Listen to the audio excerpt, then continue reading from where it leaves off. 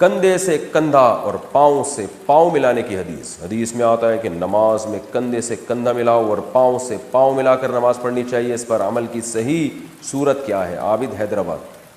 دیکھیں ایک ہی ٹائم پہ کندھا ملانا اور ایک ہی ٹائم پہ پاؤں سے پاؤں جوڑنا یہ ممکن ہی نہیں ہے. تجربہ کر کے دیکھ لیں. تجربہ کیا کر کے دیکھ لیں؟ کیا کر کے دیکھ لیں؟ تجربہ ہزاروں تجربے ہیں.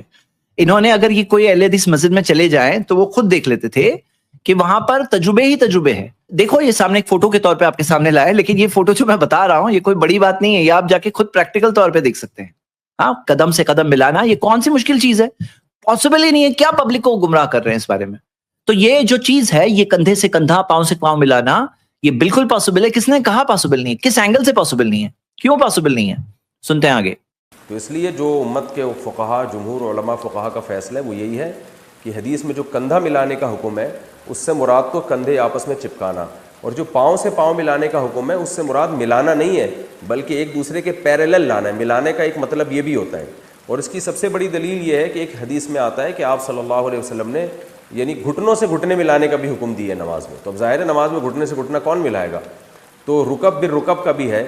اس پر میں نے پوری تحقیق سے ایک مسئلہ ریٹن فارم میں لکھا تھا، تو وہ میں انشاءاللہ کسی وقت میں ویڈیو کلپ بھی اس پہ میں ریکارڈ کروا دوں گا اس حدیث کے ریفرنس کے ساتھ. تو خلاصہ بہرحال ابھی تو کیونکہ اس میں بہت مختصر وقت میں مسائل جی میں بتا دیتا ہوں آپ کے لیے، میں بتا دیتا ہوں، حدیث بتا دیتا ہوں. تو جو انہوں نے کہا جمہور، تو بھائی جمہور دلیل نہیں ہے، اور اگر جمہور کو دلیل آپ کہیں گے تو پھر کتنے سارے مسائل جو ہے وہ حنفی فقہ کے جمہور علماء کے خلاف ہے. تو جمہور تو دلیل واضح طور پر نہیں ہے. اور جو بعض لوگ اس میں کہتے ہیں کہ علماء میں کون ہے ماضی میں، ارے بھائی آپ ہی حدیث پڑھ رہے تھے نا، امام بخاری نے باب قائم کیا ہے، اوپر پڑھے تھے نا اپنے باب، صحیح بخاری کے نا باب پڑھے تھے. اور امام بخاری کے بارے میں کیا ہے؟ فقہ البخاری فی تراجمی، کہ امام بخاری کا جو فقہ ہے وہ ان کے چیپٹر ہیڈنگز میں ہوتا ہے. اس کے اوپر پوری کتابیں موجود ہیں اس موضوع پر. امام ابن حجر العسقلانی فتح الباری میں بھی لکھا ہے، اور بھی کئی سارے فقہ البخاری کے اوپر. تو امام بخاری نے جو باب قائم کیا یہ کیا ہے؟ یہ بھی تو ہم دیکھتے ہیں سلف کے علماء میں ہے. اور جو لوگ کہتے ہیں، بعض لوگ اسے میں ایک دوسرے سوال کو ساتھ میں جوڑ رہا ہوں، کہتے ہیں کہ علماء نہیں ہے ماضی میں. تو یہ جمہور لفظ سے بھی آپ سمجھ رہے ہوں گے کہ جمہور کا مطلب کیا ہے؟ بھلے ہی میجورٹی ہے لیکن یہ مطلب نہیں سب کے سب. تو مطلب علماء رہے ہیں جو اس بات کو بتاتے آئے ہیں. آگے بڑھتے ہیں.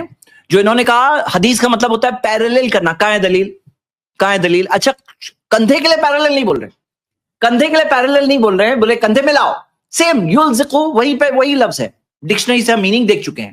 وہاں پہ پیریلل نہیں کہہ رہے، بولے قدم کے لیے پیریلل ہے. اچھا پیریلل ہے، سیم لفظ ہے، تو کندھے میں بھی پیریلل ہونا چاہیے نا.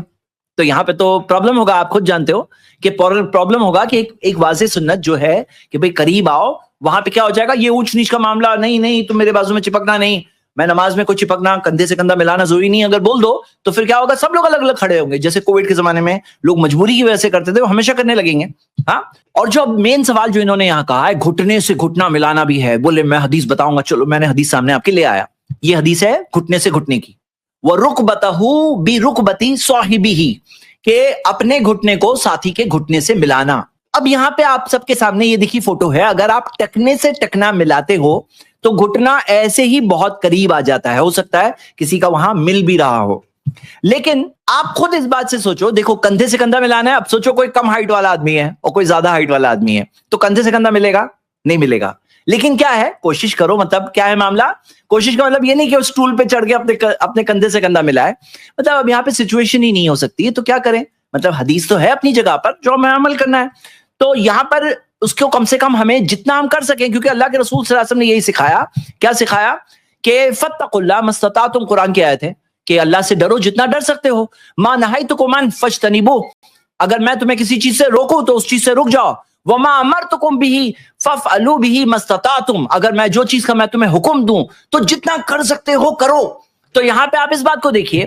اور جیسے کہ قاعدہ المشقۃ تجلب التیسیر، کہ مشقت سے آسانی، جب مشقت مشکل ہوتی ہے، فقہ کا قاعدہ قواعد الفقہ میں سے ہے کہ جہاں پہ مشقت ہوتی ہے وہاں پہ آسانی آتی ہے. تو جب مشقت ہوتی ہے تو آسانی آتی ہے وہاں پر. اب یہ بات بتاؤ، میں ایک اور اینگل بتانا چاہ رہا ہوں، ایک اور اینگل، کہ یہاں پہ اس حدیث میں کہاں دیا ہے کہ صرف قیام میں؟ کہاں دیا ہے؟ نماز کے اندر نا. تو اب آپ سوچو ذرا، اگر لوگ الگ الگ کھڑے ہیں، جب تشہد میں بیٹھیں گے تو تبھی بھی گیپ رہے گا کہ نہیں رہے گا؟ تو یہاں پر آپ دیکھو کہ نماز کے بعض پوسچرز ہوتے ہیں جیسے سجدے میں جا رہے ہیں یا مثال کے طور پہ تشہد میں بیٹھے ہیں تو کیا ہو رہا ہے, گھٹنے سے گھٹنے مل رہے ہیں, نہیں مل رہے ہیں.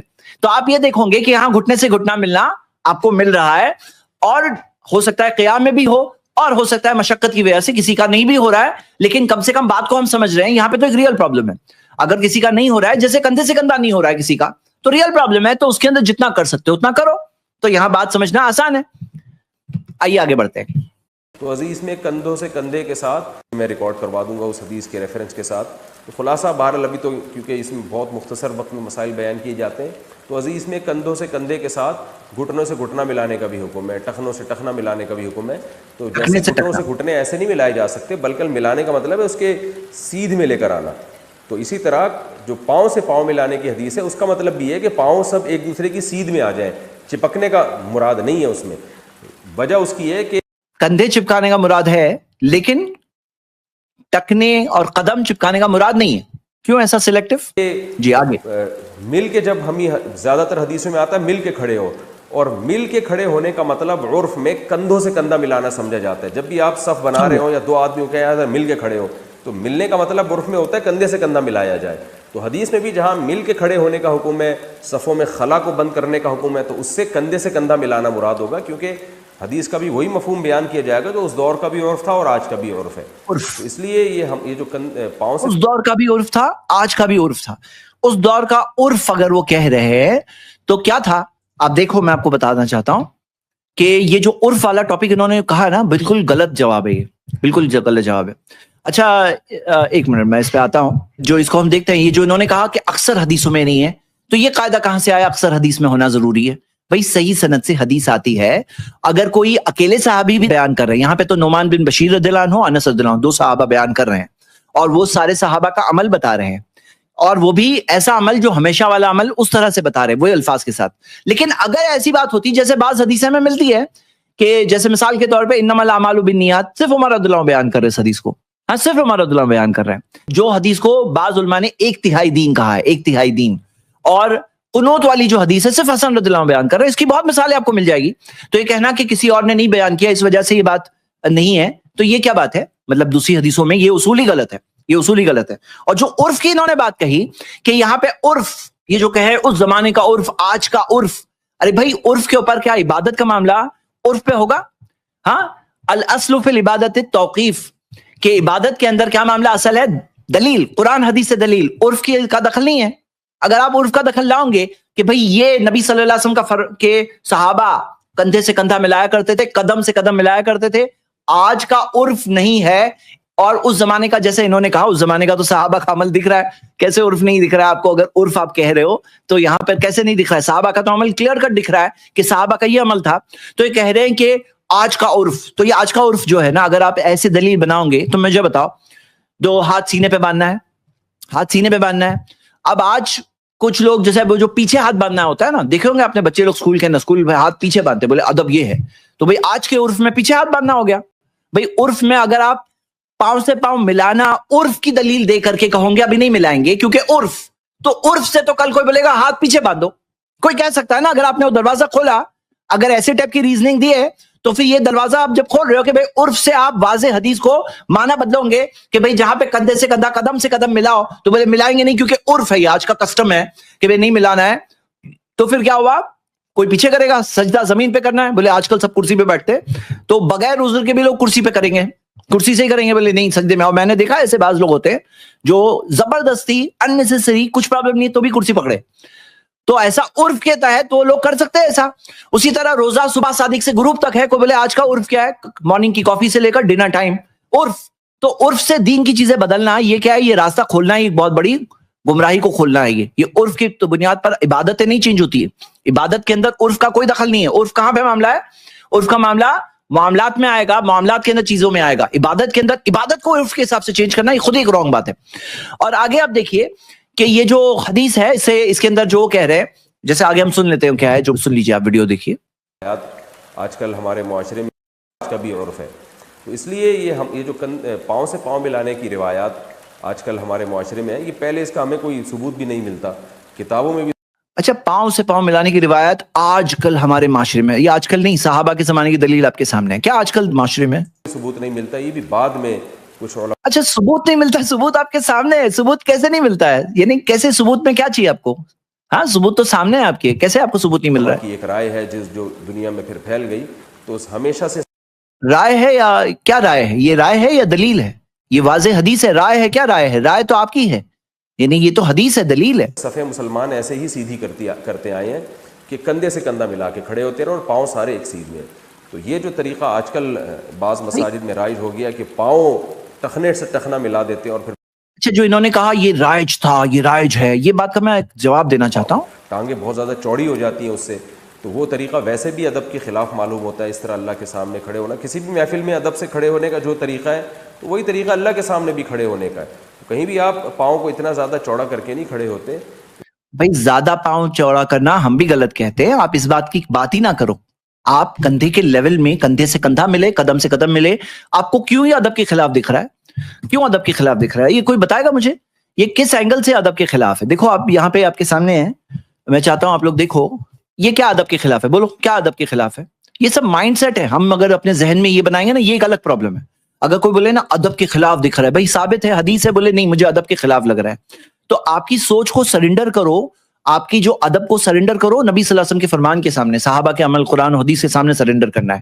یہاں پہ ہم یہ ادب کی بات اگر ایسے کریں گے نا، اس کی 10 مثالیں بتا سکتے ہیں کہ اگر آپ اس طرح سے چینج کرو گے ادب کا نام لے کر کے، تو پھر ایک بہت بڑا فلڈ گیٹ یہ بھی کھولے گا، یعنی کچھ بھی پھر آدمی ادب کے نام میں کچھ بھی کر سکتا ہے، ادب کے نام میں کچھ بھی کر سکتا ہے۔ بھائی ادب، میرا ادب یہ نہیں ہے ادب پیچھے ہاتھ باندھنا ہے، میں ہاتھ سینے پہ نہیں باندھوں گا، بے ادبی دکھتی ہے، یہ پیچھے میں ہاتھ باندھوں گا، زیادہ ادب دکھتا ہے۔ دکھنا وکھنا سائڈ پہ ہے، ہمارے سامنے قرآن و حدیث کے آگے کوئی اور چیز اسے آگے نہیں آ سکتی۔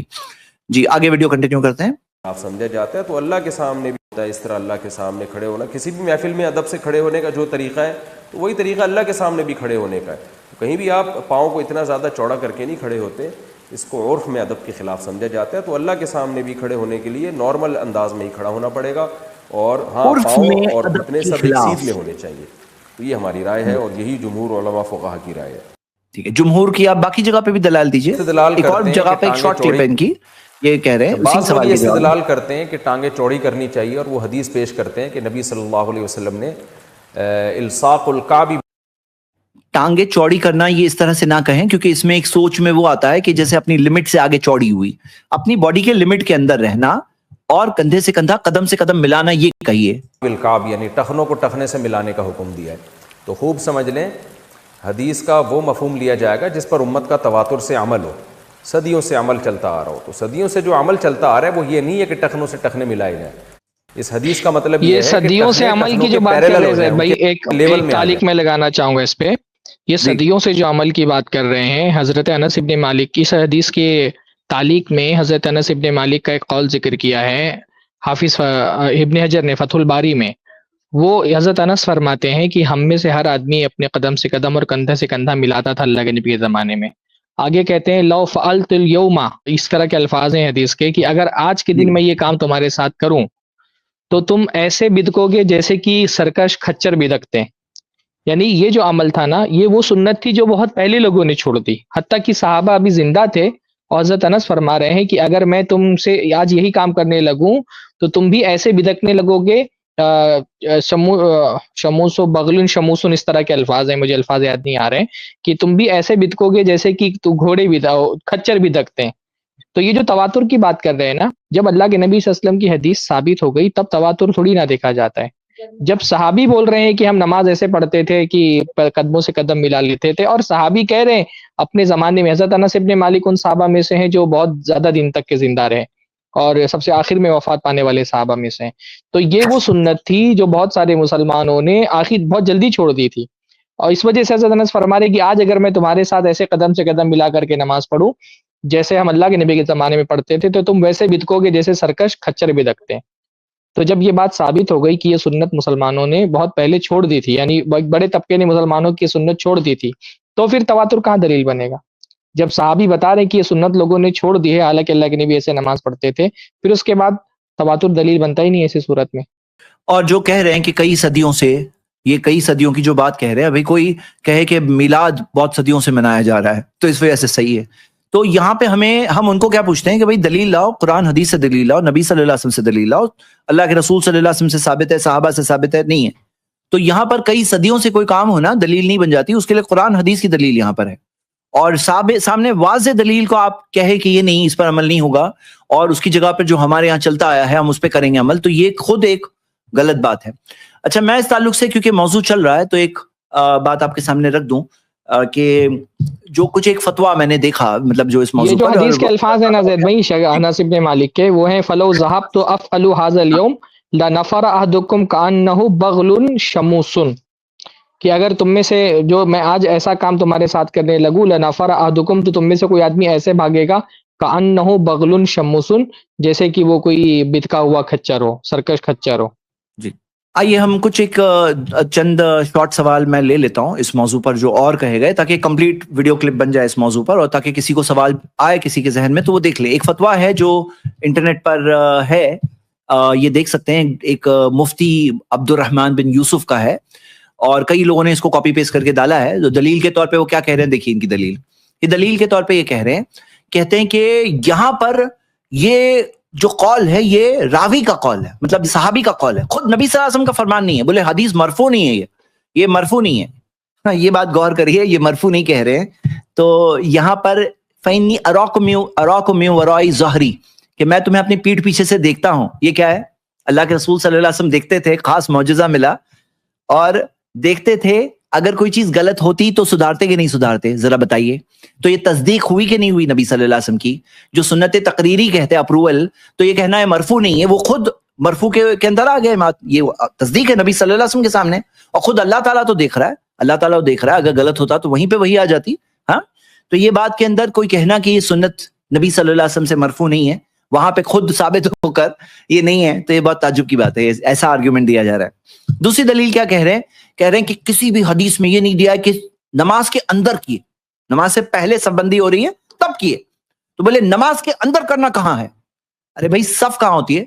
اقیموا صفوفکم، صف کہاں ہوتی ہے؟ صف کیا چیز کے لیے ہوتی ہے؟ باہر ہوتی ہے، نماز کے باہر کے لیے ہوتی ہے، نماز کے اندر ہوتی ہے. تو صف جو سیدھی کرو، اور صف کو سیدھی کرنا صحابہ کیسے سمجھتے تھے کہ سیدھی کرنے کے ساتھ ساتھ ملانا، کہ جو رسو آتا ہے کہ قریب آؤ ملاؤ، تو اس سے صحابہ نے یہی سمجھا. ہاں، اور وہ لوگ کیا کرتے تھے؟ ملاتے تھے. تو یہاں صف کہاں ہوتی ہے؟ یہ کہتے ہیں نماز کے اندر نہیں ملتا. کہاں نہیں ملتا ہے؟ نماز کے اندر ہی تو ہوتی ہے صف. اور بولے صرف قیام میں ہی کیوں؟ تو یہ سوال کا جواب میں نے جانتا تھا کہ یہ سوال پوچھیں گے کہ صرف قیام میں کیوں قدم سے قدم ملا رہے ہو؟ بولے سجدے میں بھی ملاؤ، آگے تشہد میں بھی ملاؤ. تو بھائی سجدے میں پاؤں سے پاؤں، خود کے پاؤں سے پاؤں، بازو والے کے نہیں، خود کے پاؤں سے پاؤں ملانے کی واضح حدیثیں ہیں. آپ یہ حدیث صحیح مسلم کی دیکھیے، اور یہ حدیث کے اندر یہ جو ابن خزیمہ کی حدیث ہے کہ رأس عقبیہ، ایڑیاں ملی ہوئی ہوتی تھی نبی صلی اللہ علیہ وسلم کی. عائشہ رضی اللہ عنہا بتاتی ہے کہ رأس عقبیہ، ایڑیاں ملی ہوتی تھی. تو یہاں حدیث ہے ہمارے پاس واضح طور پر. تو وہ جو جنرل بات ہے اس سے یہ خاص سجدے کے لیے رأس عقبیہ کے تحت ایڑیاں ملنی ہمیں ملتی ہے نا.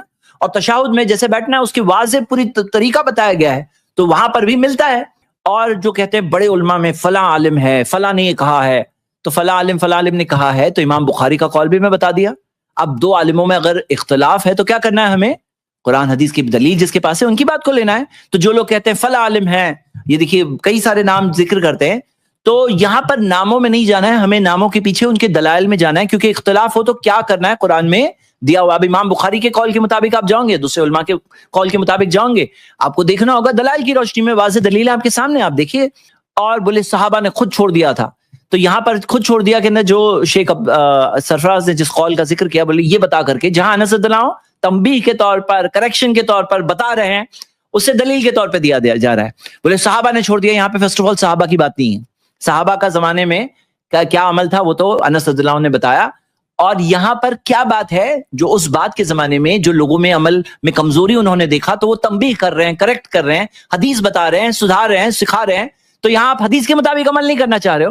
یہ تو ایسی بات ہے جیسے ہم دیکھیں کہ مثال کے طور پر جو ابن مسعود نے جا کر کے مسجد میں دیکھا کہ بعض لوگ کنکروں پہ گن رہے ہیں اور ان کو کریکٹ کیا اور ان کو سدھارا، تو کوئی کہے کہ دیکھو اس زمانے میں ہوتا تھا، تو یہ دلیل مل گئی ہمیں یہ بدعت کرنے کی. بدعت ہو رہی تھی اس زمانے میں، غلط چیز ہو رہی تھی، ابن مسعود رضی اللہ عنہ سدھار رہے ہیں، لوگوں کو کی اصلاح کر رہے ہیں، اور آپ اس کو دلیل بنا رہے ہو. تو یہ تو بات تعجب کی بات ہے، اس کو دلیل بنا رہے ہیں. اور بہت تعجب ہوا مجھے پڑھ کے، افسوس ہوا کہ نعمان بن بشیر جو دوسری حدیث کو بیان کر رہے ہیں، یہاں پر کیا کہا جا رہا ہے، یہ جو ہے دوسرے مفتی ہیں، یہ کیا کہہ رہے ہیں، یہ کہہ رہے ہیں مفتی محمد یوسف، ہاں یہ کیا کہہ رہے ہیں، یہ کہہ رہے ہیں نعمان بن بشیر کا نبی صلی اللہ علیہ وسلم کے انتقال کے ٹائم پہ 8 سال 7 مہینے کی عمر تھی. بولے بڑے بڑے صحابہ یہ بات نہیں بیان کر رہے ہیں. ارے بھائی صحابی جب ہو گئے نا تو ان کی بات معتبر ہی ہے. اب دیکھو آپ اپنے مسلک کے اپنے موقف کو صحیح ثابت کرنے کے لیے آپ صحابہ کے اوپر اٹیک کرنے پہ اتر آئے. ہاں بولے صحابی چھوٹے تھے، تو پھر آپ اس سے بتاؤ کہ نعمان بن بشیر رضی اللہ عنہ کی کوئی بھی حدیث نہیں لوں گے. نمبر 1 بتاؤ آپ، اور کتنی حدیثیں ہیں جو پوری امت لیتی ہے اور کوئی سوال نہیں ہوتا. بھائی صحابی رسول ہو گئے تو یہاں پہ کیا ہے، پل پار ہو گئے، جاوز القنطرہ، مطلب صحابی ثابت ہو گئے تو آپ کو اس کے اندر اعتراض کرنے کی گنجائش ہی نہیں بچتی ہے. اور ابن عباس بھی چھوٹے تھے، تو ابھی کئی سارے صحابہ کی باتوں پہ یہ جو قاعدہ ہے نا، یہ قاعدہ ہمیشہ نہیں اپلائی کریں گے. مطلب کیا ہوگا، قاعدہ یہاں پر بس جواب دینے کے لیے، پھر کہیں اور کچھ اور قاعدہ، ایسا نہیں ہونا چاہیے. مطلب ایک کنسسٹنسی ہونی چاہیے. قاعدہ اگر آپ نے بنایا ہے تو سب جگہ پہ وہ قاعدہ لگاؤ، بلکہ آپ صحابی پہ اعتراض اٹھانے کی جرات کیسے کر رہے ہو. دوسرا اعتراض یہ کہہ رہے ہیں کہ وہ بچے تھے نا تو وہ پیچھے صف میں رہتے تھے، بچے تھے پیچھے صف میں رہتے تھے. بھائی پہلے تو یہ پیچھے صف والی حدیث کے بارے میں ہم کبھی اور بتائیں گے کہ اس کے اندر کیا لوگوں میں غلط فہمی پھیلی ہے، کیونکہ یہ حدیث بھی صحیح نہیں ہے، بچے پیچھے ہوتے تھے. لیکن یہاں دوسری بات، کوئی پیچھے بھی ہے تو دکھ رہا ہے آگے نا کہ آگے کیسے کر رہے ہیں، کندھے ایسے کھڑے ہیں. اگر کوئی بچہ ہے پیچھے ہے سچ مچ، ہاں جو بچوں کو پیچھے کرنے کا رواج ہے نا، یہ بھی بات صحیح نہیں ہے. تو اگر پیچھے بھی ہوتا تو بچے کو آگے دکھ رہا ہے نا کہ بڑے کیسے کھڑے ہیں، ہاں تو یہ کون سی دلیل ہوئی.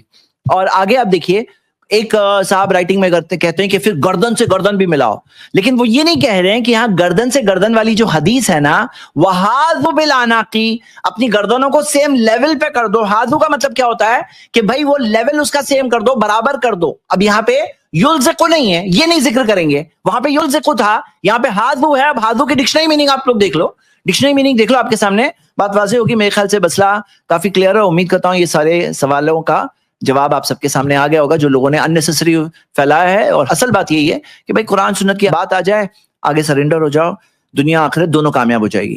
اس کلپ کی فل ویڈیو دیکھنے کے لیے ہمارے چینل پر ضرور آئیں.